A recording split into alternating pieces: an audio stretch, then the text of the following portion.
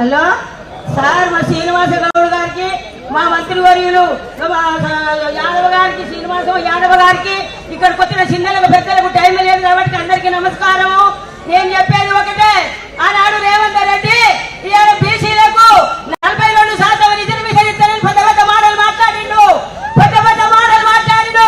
మాటలు కోటలు దాటి గడుపులు అడుగులు దాటుతున్నాయి. బీసీలంతా ఒక్కటైతే కొడుకాని మేమైపోతావు, మణిమాస అయిపోతావు. తెలంగాణ రాష్ట్రంలో బీసీలు తక్కువ లేరు. ఎక్కడ చూసినా బీసీలు, యాడ చూసినా బీసీలు. బీసీ సంఘాలు ఒకటైతే ఇవాళ ఎంతో మంది బీసీలు 44%, 42% ఇస్తానని ఒప్పుకున్నావు. రిజర్వేషన్ ఏమైంది? మళ్ళీ ఎలక్షన్ అని ముందుకు పోతున్నావు. ఫస్ట్ కొడుక మా రిజర్వేషన్ తెలిసినాక ఎలక్షన్ పెట్టు. మీ కాంగ్రెస్ ను మా బీసీ బిడ్డలందరూ కలిసి ఒక్కటై నీ కాంగ్రెస్ ను మొదలు పెట్టే టైం వచ్చింది కొడుక. ఆనాడు తెలంగాణ కొట్లాడితే మేము బీసీ సంఘాల కొరకు కొట్లాడతాం. ఏమనుకున్నావు? మా రిజర్వేషన్ కొట్లాడతాం. బీసీలు తక్కువ 4 కోట్ల మందిలా 2 కోట్ల జనము బీసీలు ఉన్నారు తెలంగాణ రాష్ట్రంలో. ఏం చేసినావు? ఏం మీకింది నీ కాంగ్రెస్?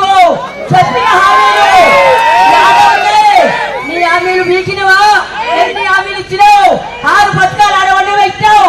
24 గంటలు కలువకుంటలోళ్ళు ఆగవి రాస్తావు.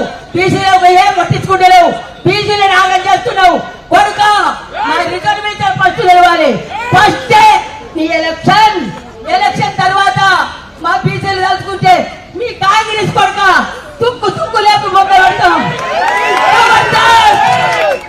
రేవంత్ రెడ్డి ఏమనుకున్నావు?